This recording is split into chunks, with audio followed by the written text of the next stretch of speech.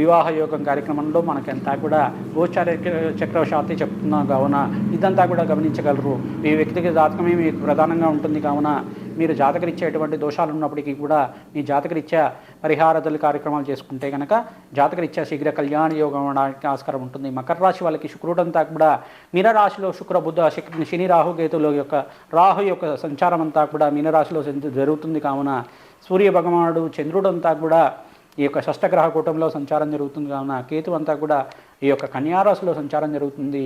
బృహస్పతి అంతా కూడా వృషభ రాశిలో మే 15వ తారీఖు తర్వాత ఈ యొక్క వృషభ రాశి నుంచి మిథున రాశిలో అంతా కూడా గురువు అంతా కూడా సంచారం జరుగుతుంది కావున ఈ యొక్క మే 15వ తారీఖు తర్వాత నుంచి గురుకటాక్షం అంతా కూడా లభిస్తూ ఉంటుంది.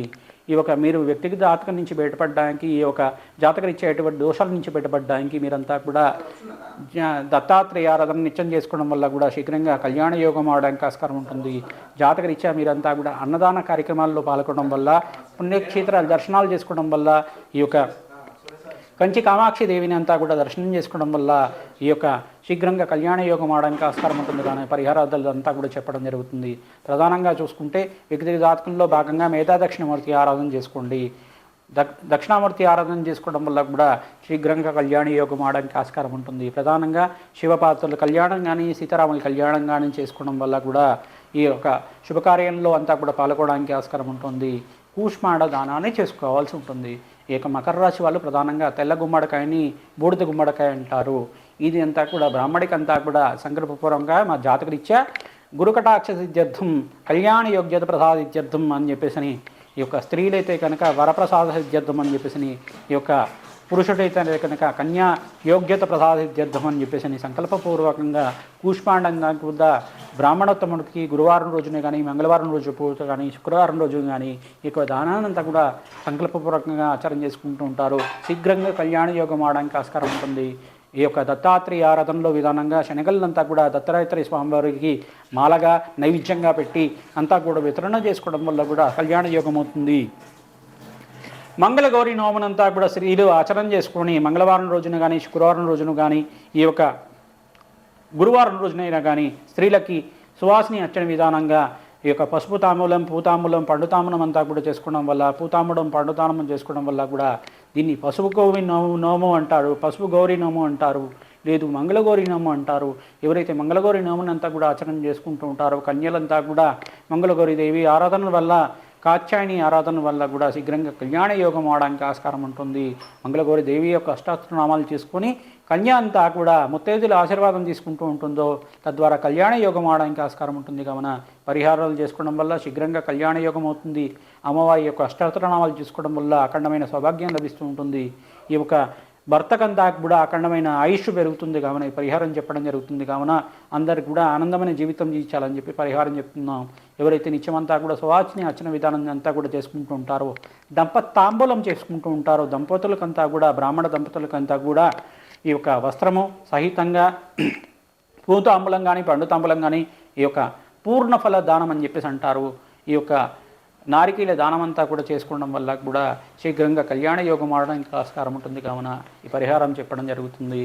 జై గురు దత్తాత్రేయాయ నమః నామాన్నంతా కూడా ఎవరైతే జపం చేసుకుంటూ ఉంటారో శీఘ్రంగా కళ్యాణ యోగం అవుతుంది. దత్తాత్రేయుడు కటాక్షం లభిస్తుంది. ఓం స్మరణ మాత్రేణ సంతుష్టాయ నమః నామాన్ని జపం చేసుకోండి. తద్వారా శీఘ్రంగా కళ్యాణ యోగం అవుతుంది. దానాల్లో పరిహారంలో భాగంగా నల్ల నువ్వులు శనగలు అంతా కూడా దానం చేసుకోవాల్సి ఉంటుంది. శుక్రుడికి ప్రీతికరంగా బొబ్బర్లు దానం చేసుకోవాల్సి ఉంటుంది.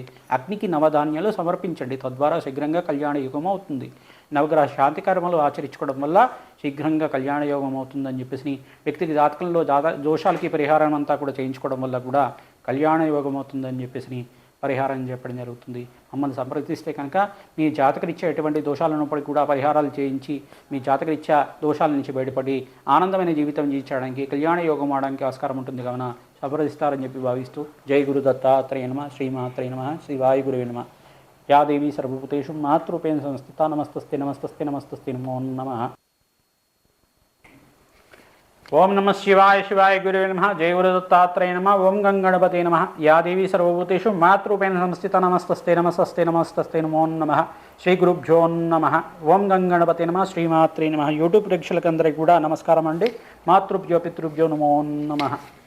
ప్రధానంగా చూసుకుంటే ఈ యొక్క వివాహ యోగం కార్యక్రమంలో భాగంగా వివిధ రాశుల వాళ్ళకి పరిహారం అంతా కూడా చెప్పడం జరుగుతుంది. గోచార చక్రవశాత్తు ఈ సంవత్సరం కళ్యాణ యోగం అవుతుందా, ఎప్పుడవుతుందో తెలుసుకుంటున్నాం. ప్రధానంగా చూసుకుంటే కుంభరాశి వాళ్ళకి శీఘ్రంగా కళ్యాణ యోగం అవడానికి ఆస్కారం ఉంది. మే 15వ తారీఖు తర్వాత 18వ తారీఖు తర్వాత గురువంతా కూడా పంచమ స్థానంలో మార్పు చెందుతున్నాడు కావున పంచమస్థ గురువంతా కూడా యోగకరంగా ఉంటాడు.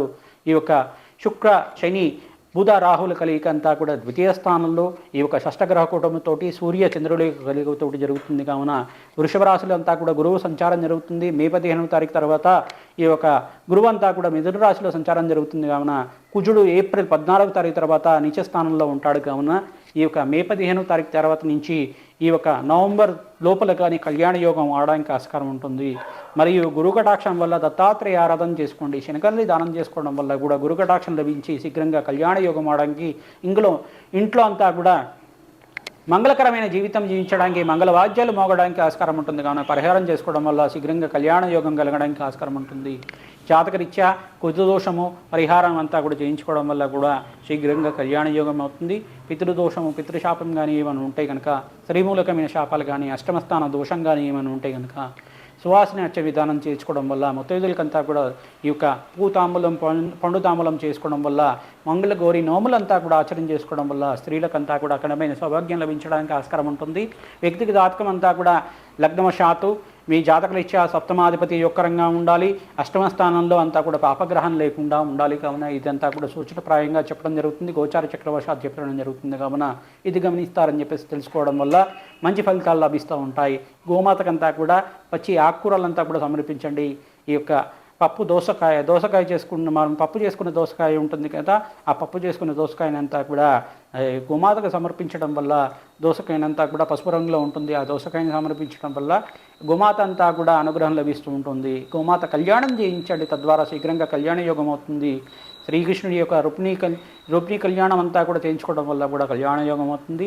శివపార్వతుల కళ్యాణం కానీ, సీతారాముల కళ్యాణం కానీ, వెంకటస్వామి కళ్యాణం కానీ 2 సార్లు కానీ శక్తి కొలది ఆచరించుకోవడం వల్ల క్షేత్రంలో కానీ పుణ్యక్షేత్రంలో కానీ చేసుకోవడం వల్ల కూడా ఈ యొక్క శుభకార్యాలు జరగడానికి ఆస్కారం ఉంటుంది. శనగల్ని దానం చేసుకోండి. శుక్రబలం కోసం అని చెప్పేసి బొర్రలు దానం చేసుకోండి, తద్వారా మంచి కళ్యాణ యోగం అవడానికి ఆస్కారం ఉంటుంది. కలతకారకుడైన శుక్రబలం కోసం అని చెప్పేసి బొబ్బర్లు శుక్రవారం పూట 3 వారాలు చేసుకోవడం వల్ల కొద్దిగా బ్రాహ్మడికి దానం చేసుకోవడం వల్ల కూడా మంచి కన్య మంచి భర్త లభిస్తూ ఉంటాడు. శనగల్ని దానం చేసుకోవడం వల్ల గురుబలం పెరుగుతుంది. ఈ యొక్క కుజుడు కనుక జాతకరీత్యా అంతా కూడా బలహీనంగా ఉంటాయి కనుక కుజుడు అంతా కూడా యొక్కరంగా ఉండడానికి ఈ యొక్క అడగదానం అని చెప్పేసి అంటారు. మీరంతా కూడా కందిపప్పును దానం చేసుకుంటూ ఉండాలి, తద్వారా శీఘ్రంగా కళ్యాణ యోగం అవడానికి ఆస్కారం ఉంటుంది. పరిహారం చెప్పడం జరుగుతుంది.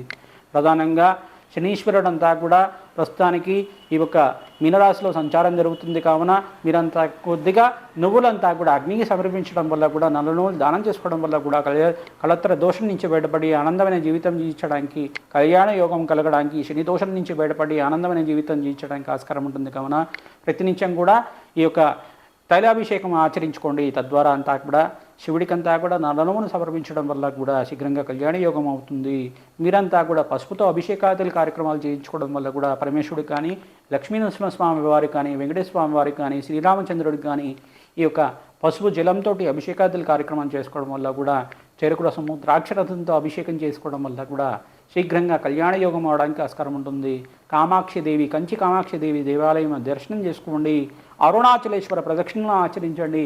ఓం అరుణాచలేశ్వరాయ నమః నామాన్ని జపం చేసుకుంటూ మాత్రం చేతిని అనంతమైన కోటి రెట్లు పుణ్యప్రాప్తి కలుగుతుంది. కావున అరుణాచలేశ్వరుడి యోగ అనుగ్రహం లభించాలని చెప్పేసి ఆశీర్వాదం చేస్తున్నాం. అందరికీ కూడా ఎవరైతే కళ్యాణం కోసం ప్రయత్నం చేసుకుంటున్నారో వాళ్ళంతా కూడా నిత్యం అమ్మవారి దేవాలయంలో మంగళవారం రోజున కానీ, గురువారం రోజున కానీ, శుక్రవారం రోజునే కానీ, శనివారం రోజునైనా కానీ ఆడిచ్చిన పసుపుని కానీ, పసుపు కొమ్ములనైనా కానీ అమ్మవారికి సమర్పిస్తే కనుక మాలగా కానీ ఆ పసుపు కొమ్ములని సమర్పించడం వల్ల ఒక 2 పసుపు కొమ్ములంతా కూడా ఇంట్లో తీసుకొచ్చి పెట్టుకోవడం వల్ల శీఘ్రంగా కళ్యాణ యోగం అవడానికి ఆస్కారం ఉంటుంది.